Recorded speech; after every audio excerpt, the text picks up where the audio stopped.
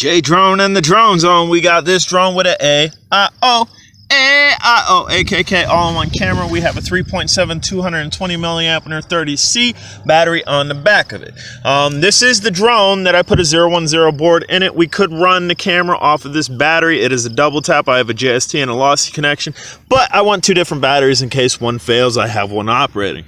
We're going to be using the Jumper Plus. Protocol is for the 010 drone, and then we also have BMZO. I don't know if you can see that. We'll go ahead and put this up out of the shadows. That's the receiver that I'm going to be using. I'm using AirHawks DR1 goggles. Let's go. Alright guys, here we go. Now be aware that I do have a wind kind of coming to the back and off to the right of the screen. So you'll see at some point that we will have to pitch into that because this drone does not handle the wind well. I really should have put this on a better drone that could handle wind because then we get a better accuracy test. But for all intensive purposes, this will give you a general idea how far you can take your 010 drone on the Jumper because that's the board what we're using. I have not modified the antenna at all. So we are heading over the abyss here, and again, it's not moving super fast, and you can see it kind of bobbling around me, kind of tilting to the right a little bit, just trying to adjust because I don't want it to fall in the abyss, and we want to keep the drone up. We want to get a range test here.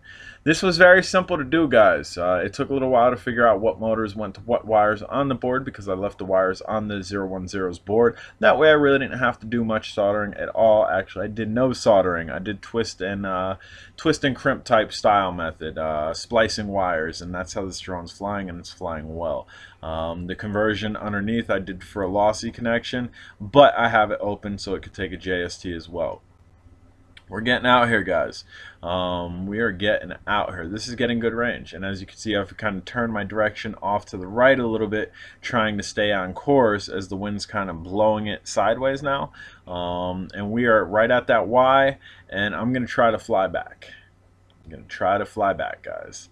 Again, I'm flying into wind, so I have to heavily pitch, and on the Jumper this has great pitching, but it doesn't deal with wind, so I'm losing altitude, as you can see, and barely getting anywhere. This was not great. So we had to do the longest walk of shame, 520-meter walk of shame. There you go, guys. That was definitely a success. Well, kinda. That was the longest walk of shame I ever walked. There's a mild wind out here. It is extremely mild. This thing can't handle wind worth nothing.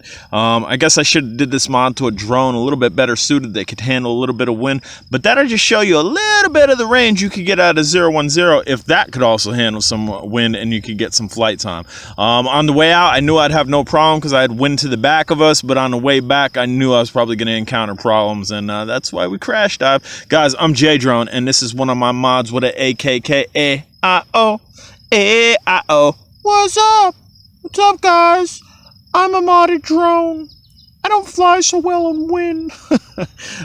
Alright, that's enough out of you. If you guys haven't subscribed, please do. Later.